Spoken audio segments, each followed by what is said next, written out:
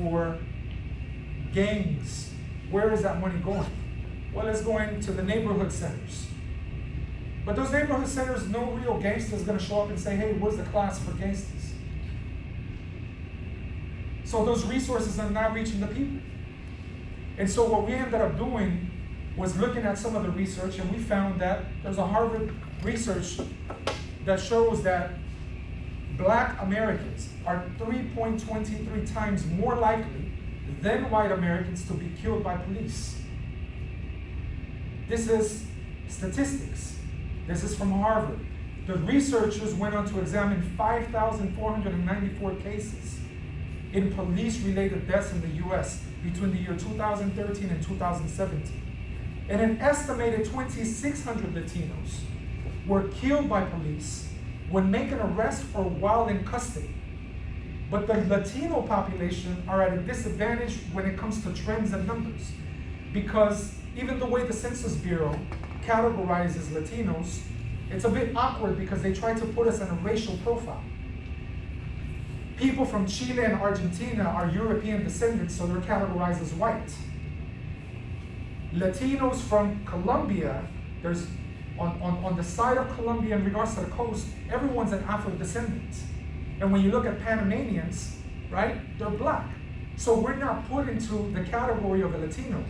It's segmented as Black and white. So these numbers are actually not accurate. But what is accurate is the sentiment and feelings. And when we look at the imagery of media, I actually went and studied at the Art Institute of Houston. I graduated from the field of media and multimedia when it comes to filmmaking. I have to study statistics to then be able to anthropologically show media in the sense of how the makeup of society works. And when you look at Muslims, being a Muslim nowadays, you look at the way that Muslims are portrayed in the media is the worst from any sort of race, quote unquote, even though it's not a race. It's people who believe in one God and that are multiracial. As we see here, we're of different colors, different backgrounds. And so when we look at the language being used regarding minorities, what we want to know from law enforcement nowadays is how real can a serious dialogue and relationship be, so that we can go back to our communities and let them know these people are here to serve and protect. And that's why we really appreciate you guys coming. And I'll end with this. We, 2 years ago, we purchased a 2.5-acre property right under the water tower in Alief, in the neighborhood where we grew up.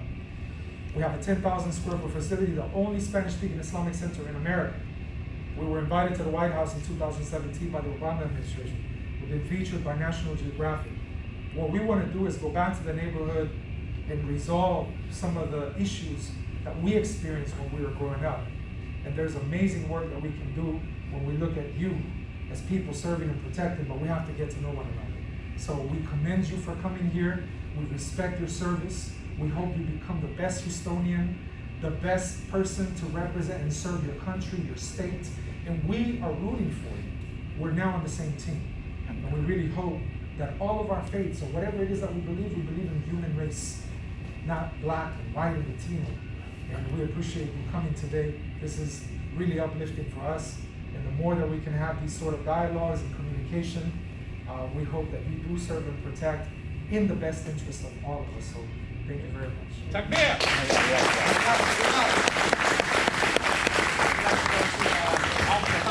Next, please.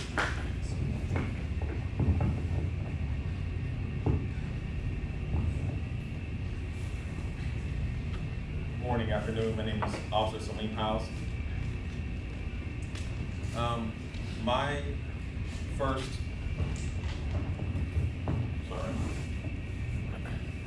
first interaction with a police officer was officer friendly in kindergarten.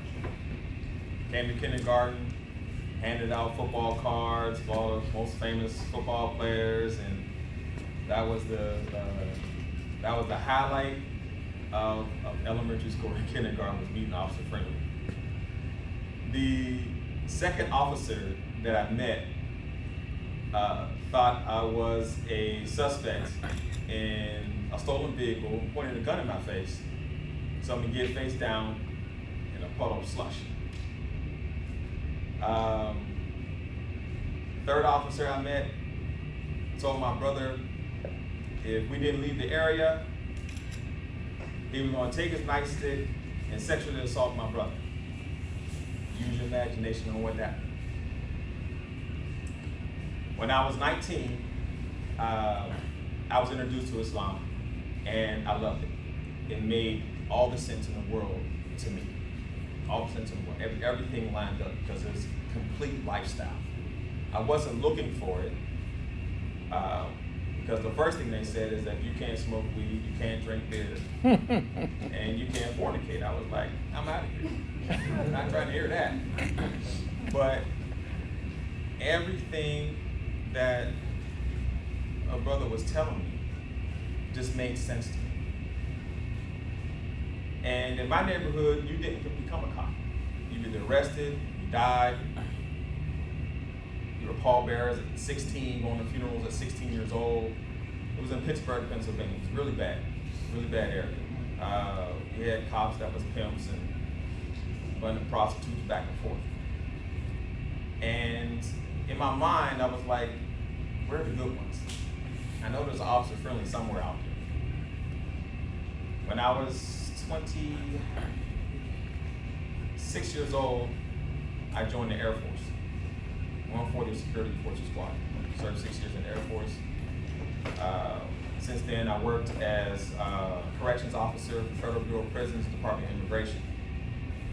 In 2008, I moved to Houston and joined the Houston Police Academy.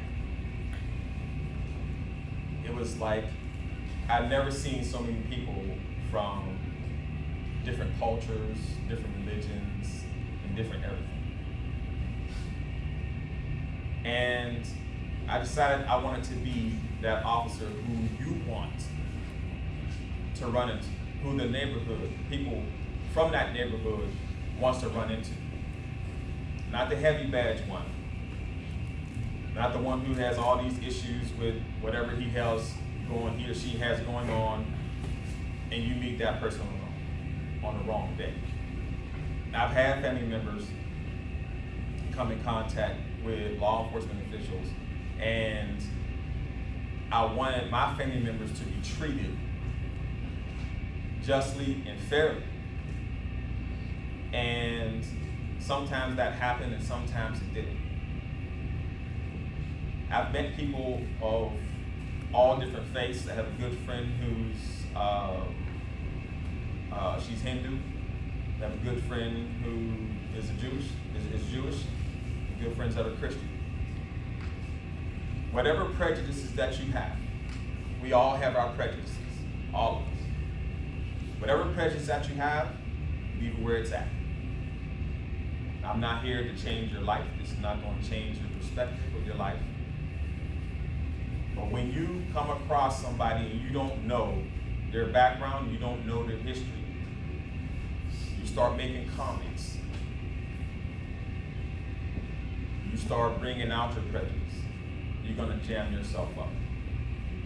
Okay, you're going to disgrace your family. You're going to disgrace that uniform. So leave it at home. You're going to meet people from all walks of life.